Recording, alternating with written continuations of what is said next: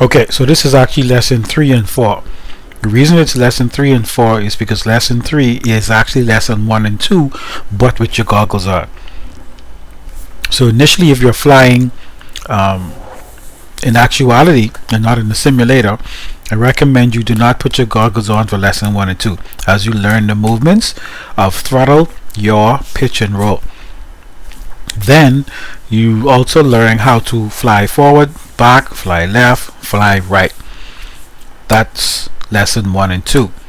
You do that again but with your goggles on, and it's going to feel a little funny because your brain have to get used to it, get used to being in the quad, and so you want you to do that again.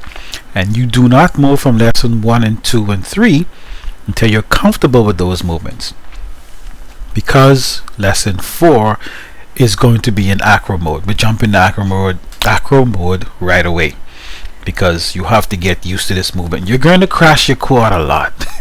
You're going to crash. So that throttle management is very important. It's very important for you to recognize how high you are from the ground, when to pop that throttle to stop. Just keep doing that. And this is one thing you have to get very, very comfortable with. So we're going to go over that throttle management, but this is where your goggles are going to be on, but we're going to be flying in acro mode. So acro, we have full control of the quad. The quad will not level itself. If you push it to the left, it will continue going to the left, right, forward, back, whatever it is. Just take a look at that. Okay, so I'm flying a little higher up so you can see exactly what's going on. I'm going to push it forward and I let go of it, and that's what happens. It's going to continue moving forward. Push the quad forward and I let go of the sticks. Notice it hasn't leveled, it just continue moving and continue. As I told you, it's going to lose altitude. So moving forward, it's going to keep moving forward. I'm not touching the sticks, just going to continue moving. There I go, I pull it back. This is the difference between horizon mode and acro. If I go to the left, I let go of the sticks, it's going to continue doing that. Okay? To the right, it's going to continue doing that. I'm not touching the sticks, now I'm going to level that up. So this is the difference, and this is going to feel very weird because you're going to lose your drone.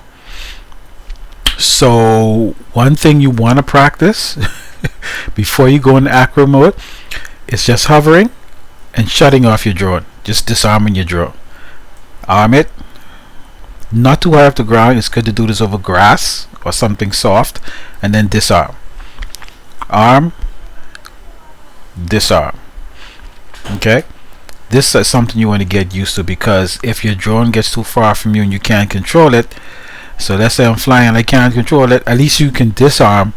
You're going to crash, probably broke a prop or something, but you still have your drone.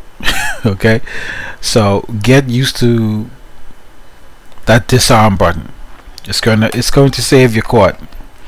It literally is going to save your quad from running away, being stuck in a tree, getting hit by cars, because if you go head towards the road or something, just disarm it and try to get that back as soon as possible.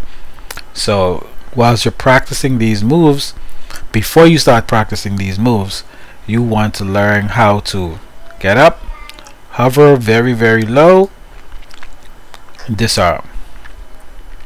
Arm your quad, move forward a little bit, disarm.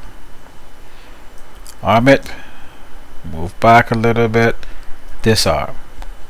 Yeah, it's good. Like I said, it's going to be some crashes, but because you're low to the ground, you're not going to damage your quad. Especially for tiny whoops, they're rather tough, especially at low altitudes. And you disarm. I'm just going to skid up and get a bit dirt on it. That's fine, but you're still going to have your quad. When you disarm, always remember to keep your throttle down. But quads come now, whereas if your throttle is up, they won't arm. And you might be pressing the arm and trying to figure out what's going on, and it would not arm. Some may have that turned off, and if it's turned off and you miss and flick your switch, your drone is gone again. So it's a habit that you might want to make. Once you disarm, put your throttle down before you arm again. Okay, so get used to that. Let's stop there for right now before we go into the next level, because I just want you to get used to flying and disarming no matter where you are, because you will need that for this next set of moves.